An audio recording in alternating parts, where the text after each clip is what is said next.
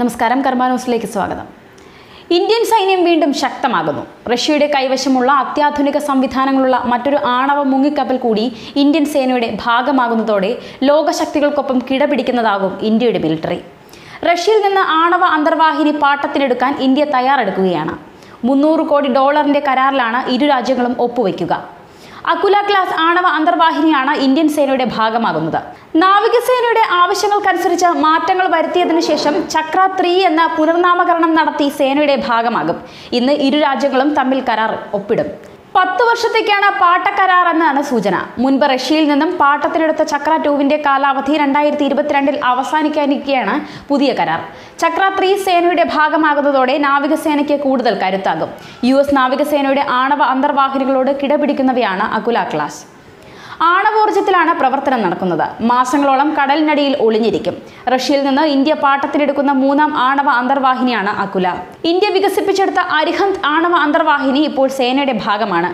ഇന്ത്യയുടെ ആദ്യകാല സുഹൃത്തും എല്ലാ യുദ്ധങ്ങളിലും ഇന്ത്യക്കൊപ്പവുമായിരുന്നു റഷ്യയുടെ നിലപാട്. എന്നാൽ പുൽവാമ ഭീകരാക്രമണവുമായി ബന്ധപ്പെട്ട് നടത്തിയ തിരിച്ചടിക്ക് അല്പം വൈകിയാണെങ്കിലും കട്ട സപ്പോർട്ടുമായാണ് ഇന്ത്യക്കൊപ്പം റഷ്യ നിന്നത്. അതായത് ഇന്ത്യക്ക് ലഭിച്ച ഒരു സപ്പോർട്ട് ലോകത്ത് ഒരു രാജ്യത്തിനും ഒരു വിഷയത്തിനും ലഭിച്ചിട്ടില്ല എന്നർത്ഥം. IS ഭീകരവാദികളെ നേരിടാൻ പോലും ഭിന്നിച്ചു നിൽക്കുന്ന റഷ്യയും അമേരിക്കയും ഇന്ത്യക്കൊരു വിഷയം വന്നപ്പോൾ കൈകോർത്തിരിക്കുന്നു.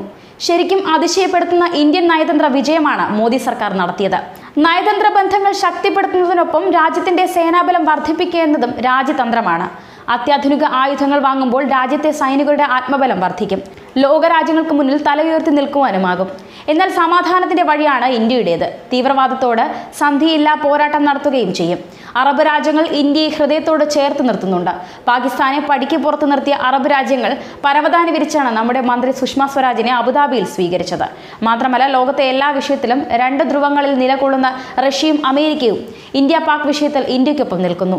യൂറോപ്യൻ യൂണിയൻ മുഴുവനും ഇന്ത്യക്കൊപ്പം നിന്നു. സാർക്ക് രാജ്യങ്ങളും UN-ഉം ഇന്ത്യക്കൊപ്പം തന്നെ. എല്ലാവരും പാകിസ്ഥാനെതിരാണ്. ചൈന മാത്രം ഇനിയും മിണ്ടാതിരിക്കുന്നു. കമ്മ്യൂണിസ്റ്റ് ചൈന ഇന്ത്യയുടെ പതനമെന്നും സ്വപ്നം കാണുന്ന ഒരു രാജ്യമെന്നും വിമർശനമുണ്ട്. പാകിസ്ഥാൻ ആക്രമണങ്ങളുടെയും ഏറ്റുമുട്ടലിന്റെയും പശ്ചാത്തലത്തിൽ വൻ ശക്തിയായ റഷ്യയുടെ ഐക്യദാർഢ്യം ഇന്ത്യക്ക് മുതൽക്കൂട്ടാണ്. ഇന്ത്യയുമായി ദീർഘകാലത്തെ സൗഹൃദമുള്ള രാഷ്ട്രമാണ് റഷ്യ.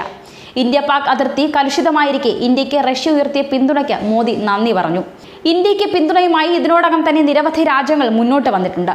അഫ്ഗാനിസ്ഥാൻ, നേപ്പാൾ, ഭൂട്ടാൻ, ശ്രീലങ്ക, ബംഗ്ലാദേശ് എന്നിവരാണ് ഇന്ത്യയെ അനുകൂലിക്കുന്ന മറ്റ് രാജ്യങ്ങൾ. അഫ്ഗാനിസ്ഥാനെതിരെ പാകിസ്ഥാൻ എടുക്കുന്ന പ്രതികൂല നിലപാടുകൾ കാരണമാണ് അഫ്ഗാൻ ഇന്ത്യക്ക് അനുകൂലമായത്.